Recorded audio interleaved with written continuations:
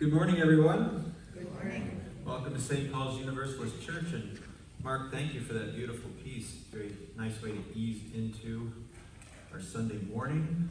And reminds me of my summer camp days. We used to sing that around the campfire. Anyway, in the order of announcements, I only have one up here. If there are others people would like to share, please let me know. Today is the day. If you like meatloaf, you picked a good day. It's our annual meatloaf dinner. 4 o'clock until closing, takeout orders only. We are behind on orders for meatloaf dinners. It could be people adjusting back to the semi-post-COVID world that we're living in. So please let your friends know about our dinner. And if you've ever considered a career in the telephone business, give it a try. We need volunteers to answer the phones here before 4 o'clock, if anyone is so inclined, because Chef David will be rocking and rolling in the kitchen. Are there any other announcements that anyone would like to make the congregation aware of?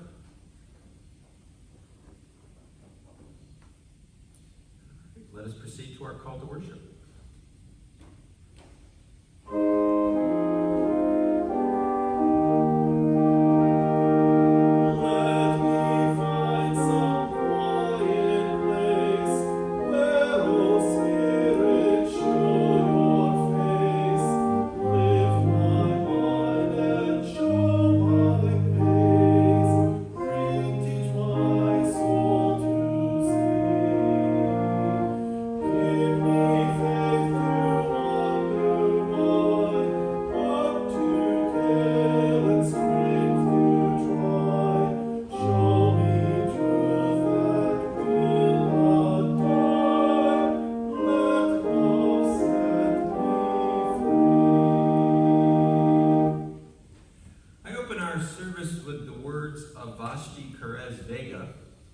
Who said, "Be kind to people and don't judge, for you do not know what demons they carry and what battles they are fighting."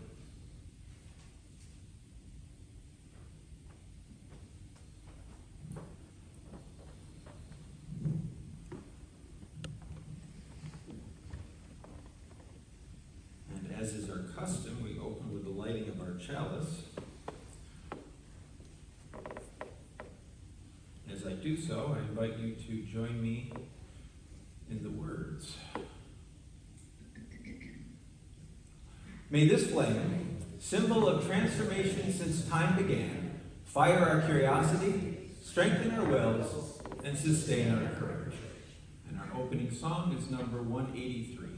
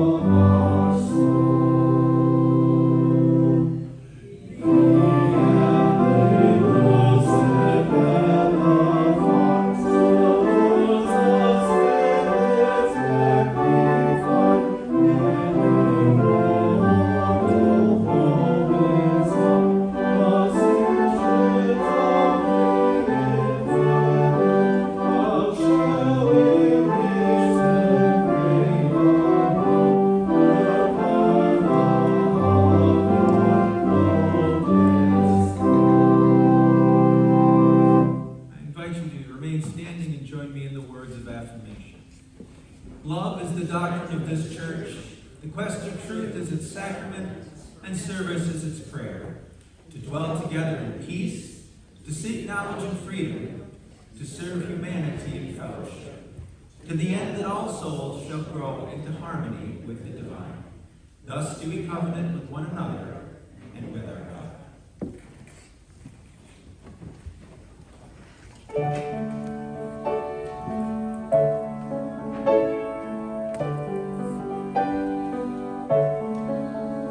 If I had one wish, I could wish for you. If I had one gift, I could give. If there could only be one perfect song to sing, it would be peace, peace to all.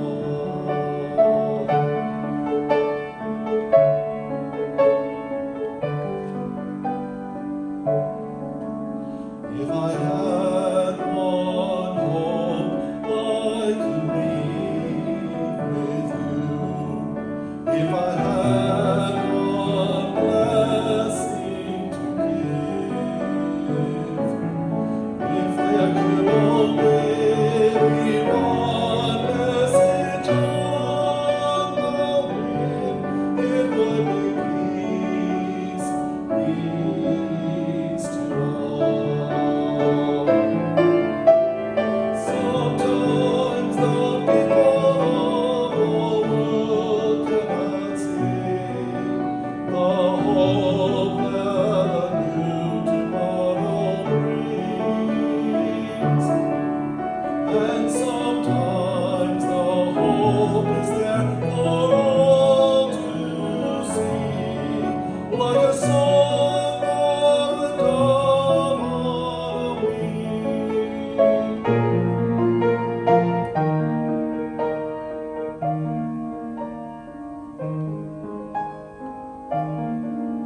If I had one wish, I could wish for you.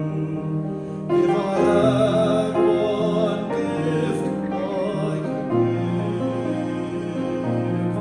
If there could only be one perfect song to sing, it would be peace, peace to all. It would be peace, peace to all.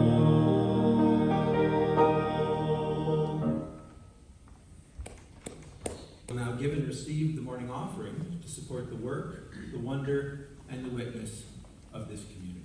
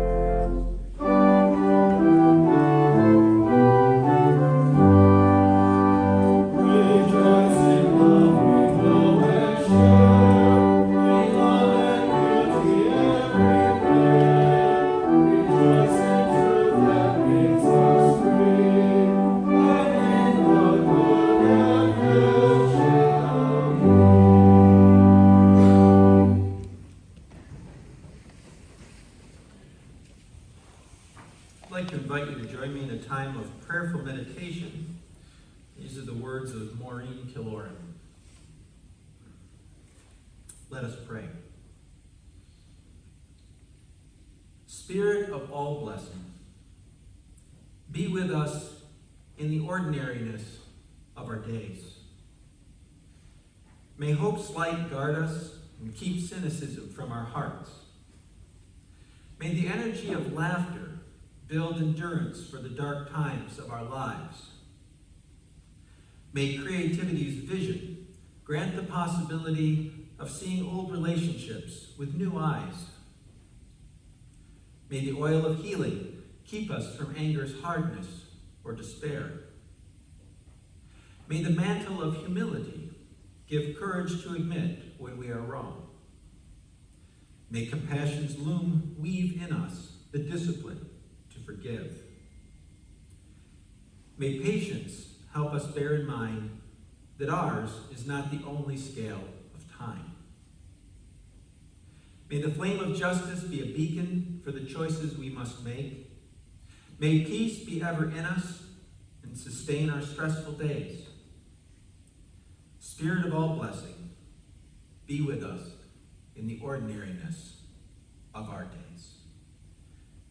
We will now share a moment of silence where we listen to the wisdom of our hearts and minds.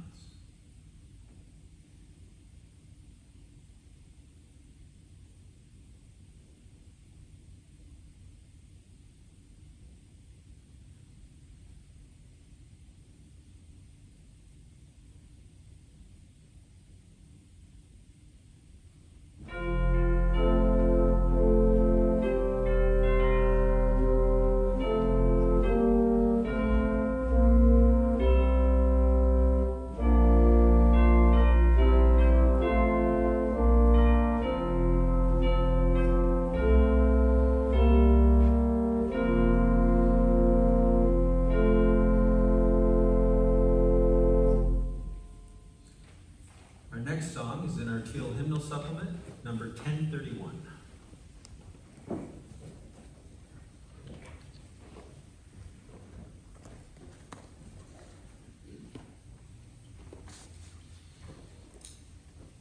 we will do the notes on the bottom, so do this 3 times, but the second time we replace I with you, and the third time we replace I with we.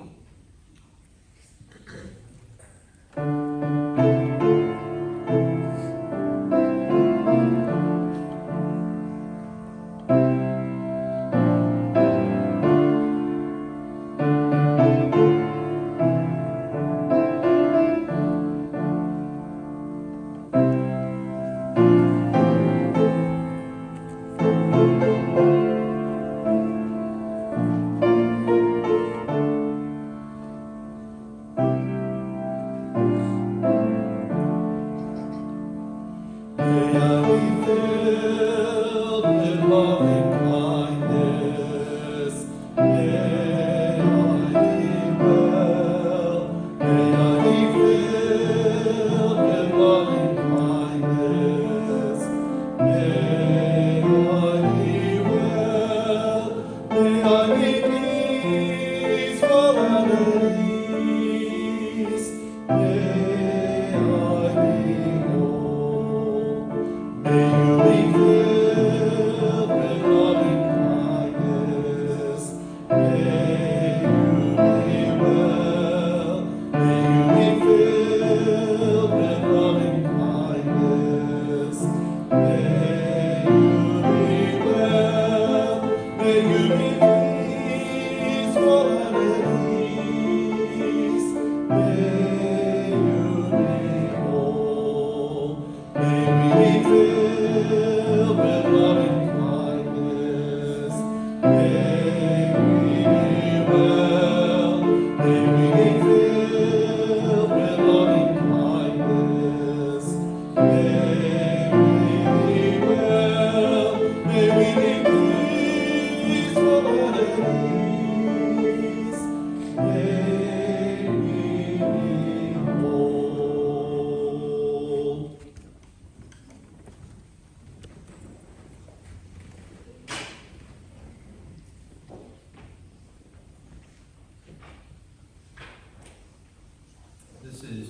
part self-help, part psychology, and part spirituality.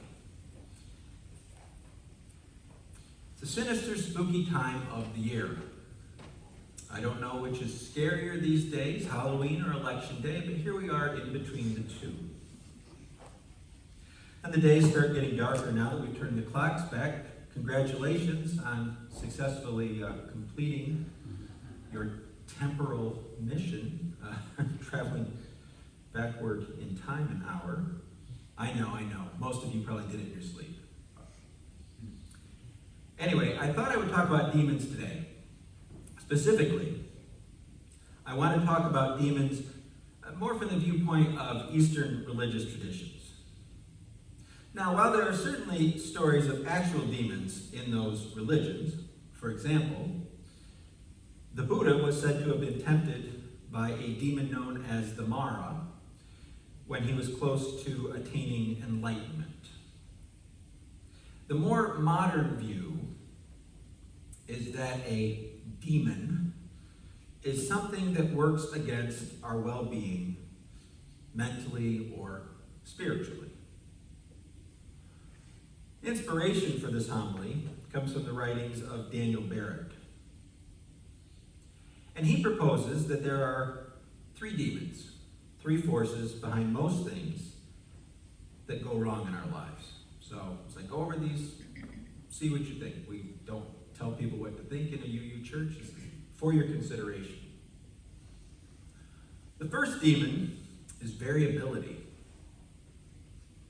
When you think about it, nothing stands still. Given enough time, everything changes. No 2 days are exactly alike. The traffic on the way to work or the grocery store was light yesterday, but heavy today. It'll rain tomorrow, but be sunny today. One day you're hearing about people coming down with a mysterious new virus on the other side of the world, and a month later, you're stuck at home for several months. So variability, the constant change, as it were. The second demon is dependency. No man or woman is an island. Nothing or no one exists in a vacuum. Everything affects everything else to one degree or another. It may be minor, it may be major. And everything we want in life requires that something else happen first. Every action, no matter how small, stretches infinitely backwards into time. And that can make your head hurt when you try to contemplate all the things. But just engage in this intellectual exercise with me. Try to think, imagine all the things that had to happen over all the millennia to bring you right here, right now. And you can look at just about anything through the lens of one thing depending on another. I'll give you some concrete example. Take romantic relationships. In order to kiss the person we like, we first need to be there, right? And they need to like us back. And for that to happen, we need to act a certain way, which requires us to be influenced in certain ways, which requires our parents or other significant people in our lives to have behaved in certain ways, which is dependent upon the people and circumstances that shape the people that they are and the people that shaped who they were, and so on and so forth, until you just can't think any further back. So that's, again, an example of the longevity of dependency. Those first two demons, variability and dependency, are always interacting with one another. Without variability, the world would be predictable. What happened yesterday would happen today, would happen tomorrow. Nothing would ever change. Without dependency, the world would be mostly predictable. we would have a range of possibilities to choose from, but events would be isolated and change would occur only on a small level. With both variability and dependency at work, life is much less predictable, often less stable than we would like it to be or that we would even care to admit. We tend to like to think that we have an exaggerated sense of control over things that we do not. But our reality is shaped. It comes into being largely from the interaction of these two. Even the simplest possible arrangements can lead to complex results. Think about being on the road.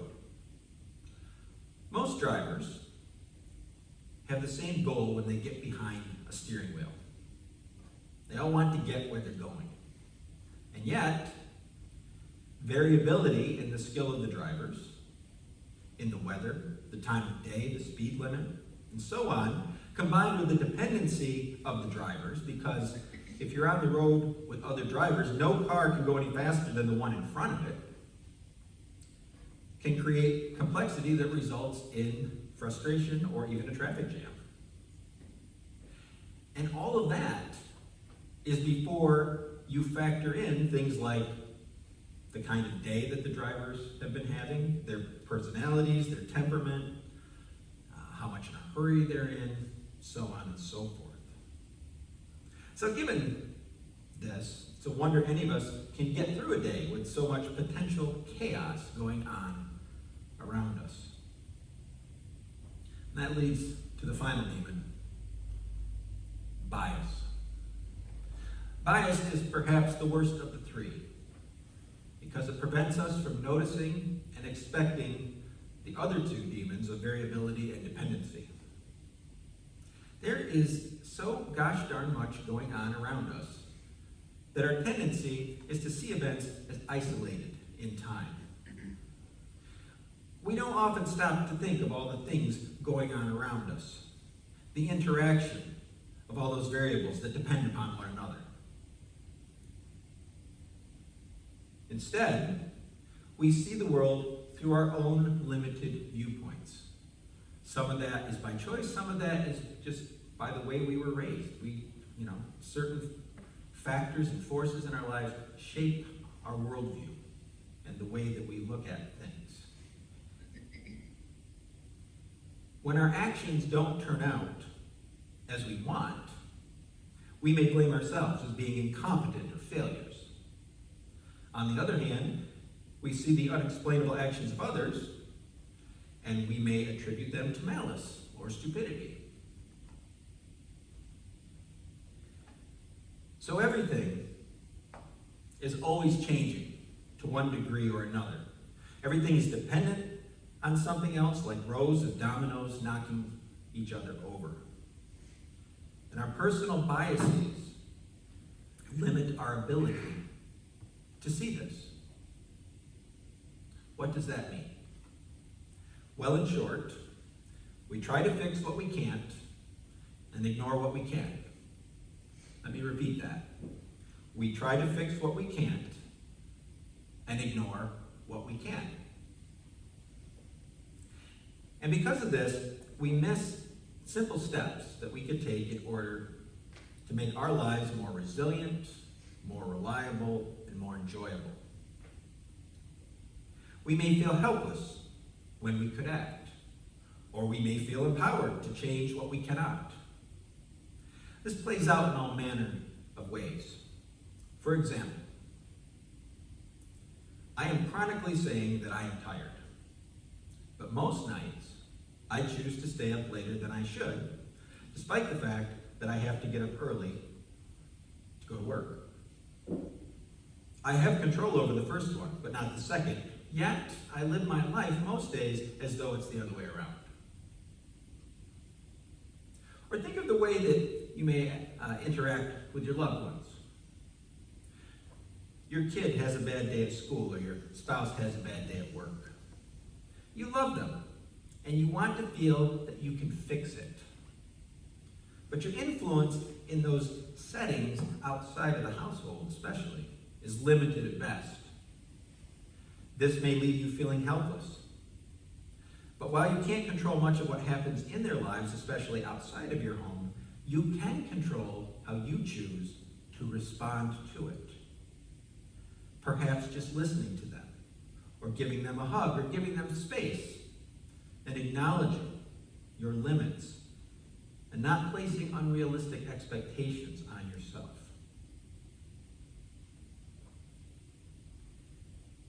Variability, dependency, and bias, these demons, are always present. We can't really escape them in that sense. However, knowing that they exist and understanding how they influence our lives is the first step towards doing something about them. A little homily for your consideration. Our closing song is number 6.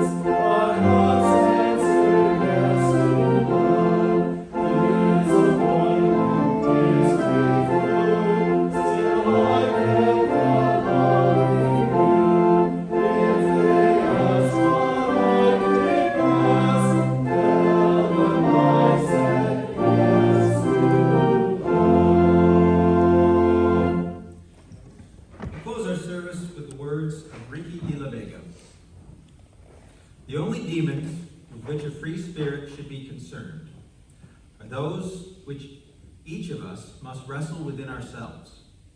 And wrestle with them we must, lest we unwittingly unleash them upon those around us.